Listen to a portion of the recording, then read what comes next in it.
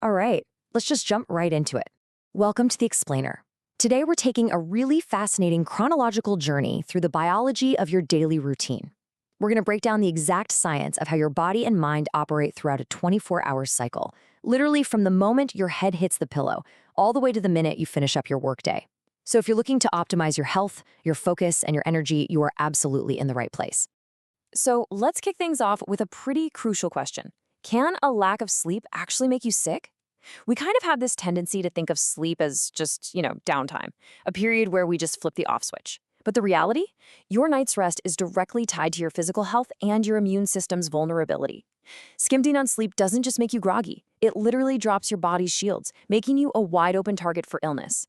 Okay, let's dive into some numbers here because this is wild. According to the World Health Organization, a staggering 60 to 85% of people globally, and that's in both developed and developing nations, lead sedentary lifestyles. I mean, that is a massive chunk of the global population whose daily routines are actually working entirely against their biological need for movement and recovery. And the stakes here are incredibly high. Former WHO Director General Dr. Gro Harlem Brundtland really hit the nail on the head with this quote. She points out that the habit of maintaining a healthy lifestyle ideally begins in childhood. But hey, whether you're 9 or 90, it's genuinely never too late to start. Think of this explainer as your own personal blueprint for preventing disease, boosting your brain power, and building lifelong wellness just by aligning with your body's natural 24-hour rhythm. So here is our roadmap for today. First, sleep as your immune defense. Second, mastering your morning routine. Third, moving for mental focus. And finally, this sedentary lifestyle epidemic.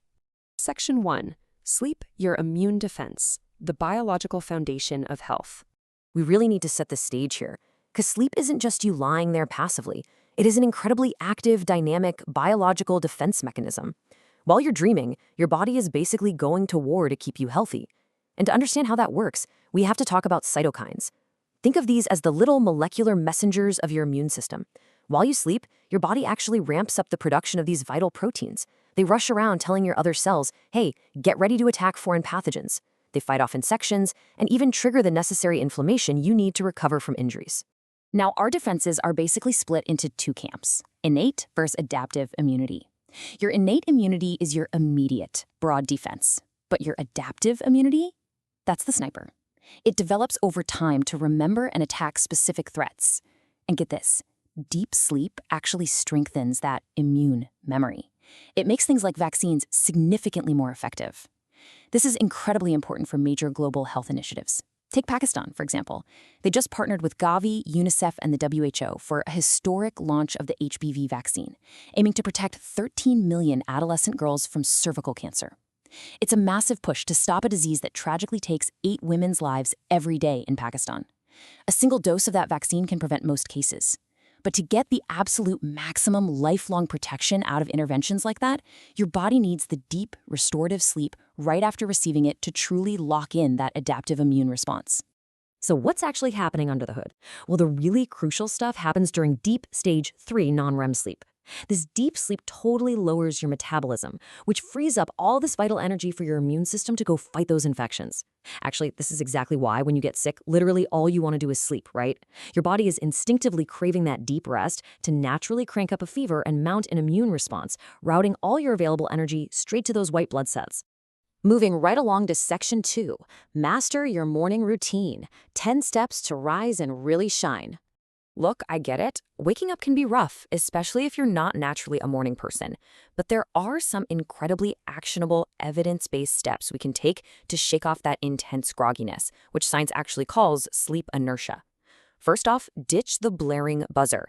Set a melodic alarm instead, like a pop song or some bird song. It wakes your brain up way more gently. Step 2, get some natural light in the room immediately. Sunlight literally winds up your internal biological clock, sending a hard signal to your brain that it is time to be alert. Pair that with some movement, and you're already winning the day. And hey, don't sleep on the physical wake-up calls, pun absolutely intended. Splashing cool or lukewarm water on your face invigorates your senses through an instant temperature shock. Following that up with a protein-packed breakfast gives your brain and body the exact raw fuel they need to transition fully out of that groggy state and into high performance. But honestly, a great morning isn't just about the physical stuff, it's totally psychological too. Making your bed might seem like this annoying trivial chore, but knocking it out early builds immediate momentum. Taking just 10 minutes to meditate or journal, that can massively lower your baseline anxiety for the day. Creating a prioritized to-do list gets all that swirling stress out of your head and onto paper. And surprisingly, just doing something purely fun or connecting with someone you love first thing in the morning dramatically boosts your overall resilience. Section 3. Moving for mental focus. The science of staying sharp. All right, so we're awake, but how in the world do we maintain that intense cognitive and physical focus throughout a long day of work or studying? Well, the secret is in how we move. Scientists use a measurement called metabolic equivalence, or METs, to track physical activity intensity. The coolest thing to notice here is that any voluntary motion requires energy. You scale up from sedentary stuff like sitting to light activity, all the way to vigorous. And the big takeaway? You literally don't have to be sprinting to see benefits. Just transitioning from sitting to slow walking kicks off some amazing physiological changes. Because here is where the absolute magic happens.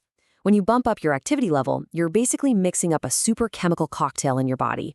Exercise actively crushes cortisol, that's your stress hormone, while simultaneously flooding your system with serotonin and dopamine, those are your brain's natural feel-good chemicals. Plus, all that increased blood flow delivers a huge rush of oxygen straight to your brain. This directly supercharges your memory, your attention span, and your overall performance. So how much do we actually need to do? Well, the World Health Organization lays out some really clear, totally doable baseline guidelines for adults. You want to aim for about 150 minutes of moderate activity or 75 minutes of vigorous activity a week, broken up into at least 10-minute chunks. Throw in some muscle strengthening twice a week and just try to sit less. It's basically a highly effective, totally free prescription for keeping your brain and body operating at peak capacity. Which brings us to Section 4, the sedentary lifestyle epidemic, a global health warning. We have to talk about the consequences of ignoring these routines because on a global scale, they are genuinely alarming. 500 million. That is the projected number of new non-communicable disease cases globally between 2020 and 2030 if our physical activity stays at today's low levels.